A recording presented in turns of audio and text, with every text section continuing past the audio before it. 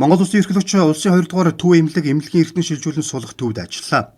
Ерөнхийлөгч бодлогын дэмжлэг үзүүлснээр эмнэлгийн эргэтэн шилжүүлэн суулгах шинэ төв ашиглалтанд орж, дурангийн болон бичил мэдсэл мэдээгүүжүүлэг лабораторийн сүүлийн үеийн багаж тоног төхөөрөмжтэй болсон.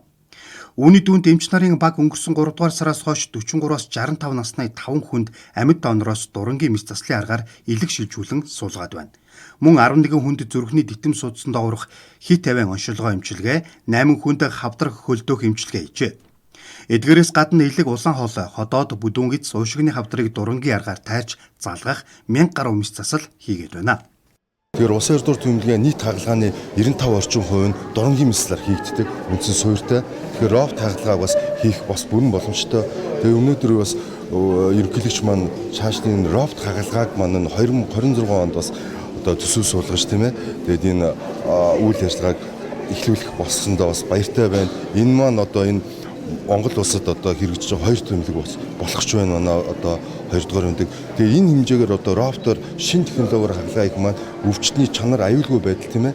Энэ бас их чухал зүйл болно. 2 төв алгасан хагалгааг бид нэрс хийж хэвшүүлэх нь. Одоо Солонгосоос тийм ээ, Италиас, Туркээс, Австралиас ингээд энэ одоо доктор профессорууд нь ингэж дамжсан хагалгаануудыг бас хийх бүрэн болцоо одоо болж байна.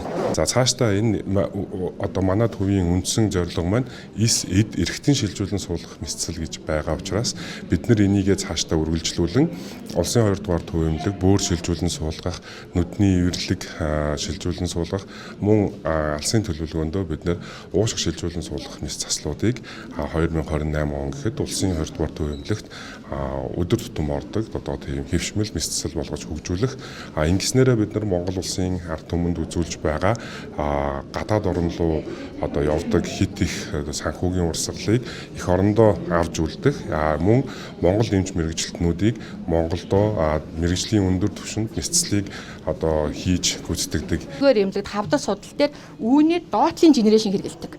Хавдар судал дээр одоо Монгол улсад энийг калоритигээс хамгийн сүүлийн үеийн тоног төхөөрөмж энийг авсан байгаа. Энийг тархины мэс засал дээр нь хэрэгэлдэг. Манайх энийг авсан. Энэний гол онцлог нь юу вэ гэвэл тархины эд байна уу, бөөрийн эд байна уу, илгэний эд байна уу өөрөө автомат програмаар тохируулдаг. Тэгжээд эдүүдээр няцлаад суцсуудыг ялгаж өгч одоо бүр аюулгүй ажиллахад зориулагддаг гэсэн үг. Тийм. Энэ бол хамгийн дэлхийн 1 номерын энэ чиглэлийнхаа хамгийн том аппаратыг бид нар дандаа л нэр нь бол 1 номерыг л авсан. Тийм. Дараагийнх нь болохоор тийм хагалгааны үеийн одоо манай эхонууд байгаа. Хагалгааны үеийн эхонууд нь юу гэдэг вэ? Илэг тайрахад болон бусад хагалгааны үед суц нь хаагуур явж байна. Яг аль чугамар бид нар тайрах вэ гэдэг. Дандаа өвчтний аюулгүй байдал, хагалгааны аюулгүй байдлыг хангахад чиглэж явсан. Жишээлбэл хамгийн сүүлд одоо илгэний эхоны аппаратаар компьютер болон хагалгааны өмнөх ямраа шинжилгээнээр онцлогдоогүй хавдрыг хагалгааны үед тайралтынхаа явцад онцлоод тэр хавдрыг үлдэж байгаа илгэндээ үлдээхгүйгээр авч чадсан.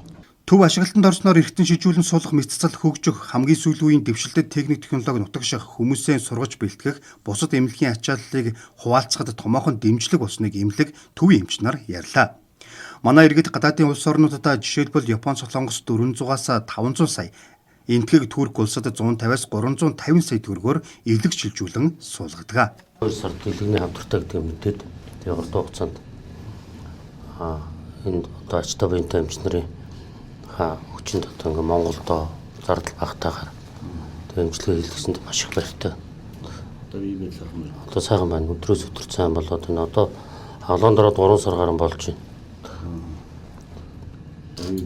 Одоо юу юм байдалтай. Миний охин манай охин байгаа. Тэгээ одоо юу илгээ өгөөд одоо нөгөө илэг нь ургаад ер нь буцаад иргээд хэвэн байдалтай очиж байгаа. Хаалганд ороход бол нэг жоохон эргэлзээтэй юм ч одоо янз зээл кейс сонсож байгаа шүү дээ. Тэгэл одоо ингээд нөө өдгөө яваад бас амжилттай болоод ирж байна гэх. Тэг сэтгэл догдолтой байсан. Баяртай байна одоо энэ олон сайхан алтан гартын эмчнэрийнхээ буйнаар одоо ерөнхийлөгчийн хэвэл дөрвийн сайхан тоног төхөөрөмжтэй байсан.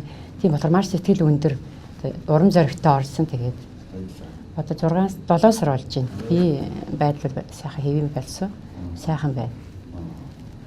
Тэгээд маш их баярлж байгаа энэ эмнэлгийн хамт олон эмч нартай. Бид нар ингээд эргэтэн шилжүүлэн суулгах төв байгуулах гэж байгаа юм. Ингээд бидэнд бас жоохон санхүүжилт хэрэгтэй чадвар бас байна. Санхүүжилт хэрэгтэй байна. Техник тоног төхөөрөмж авах шаардлагатай байна. Ерөнхийлөгч одоо нэг энэ дээр анхаарал тосолж өгөхгүй гэж анх надтай уулзч одоо ярилцчихсан. Тэгээ бид нар бас энийг дэмжих зүйтэй байна гэж ярьж одоо элэг шилжүүлэн сууцлах эмчилгээний тандар маань ороод ингээд сайхан амь насаа ураад ад жаргалтай сайхан элэг бүтэн сайхан амьдралаар ингээд амьдарч байгаад нэр чин сэтгэлээс их баяртай. Бүгдэнд нь одоо ад жаргал эрүүл их сайн сайхан бохныг хүсээрэй. Эмч нартай эмч эмнэлгийн ажилтнуудаа маш их баярлж байна. Үнэхээр одоо манай эмнэлгийн ажилтнууд бол ур чадвар сайтай дэлхийн ямар ч одоо улсын одоо эмч эмнэлгийн ажилтнуудаас одоо дутгааргүй юм чадвартай болсон байна шүү дээ. Улсын 2 дугаар төв эмнэлгийн эргэтэн шилжүүлэн сулгах төв эх оноос илгэнээс гадна бөөр уушиг нойролчирхай гэдэс шилжүүлэн сулгаж эхэлнэ. Улмаар Европт мэт засал нэвтрүүлж амьгууд онороос илэг шилжүүлэн сулгахаар төлөвлөжээ. Манай улсад илгэний хавдрын өвчлөл жил бүр нэмэгдэж хавдраар жилд 1745 хүн, илгэний хатуурлаар 643 хүн нас барж байгаа нь дэлхийд өндөр үзүүлэлт юм. Илгэний хорт хавдрын өвчлөл дэлхийн дунджаас 7-8 дахин өндөр байна. Улсын хэмжээнд илгэний донор хүлээж байгаа 325 хүн байдгийн 25 нь улсын 2 дугаар төв эмнэлэгт байгаамаа.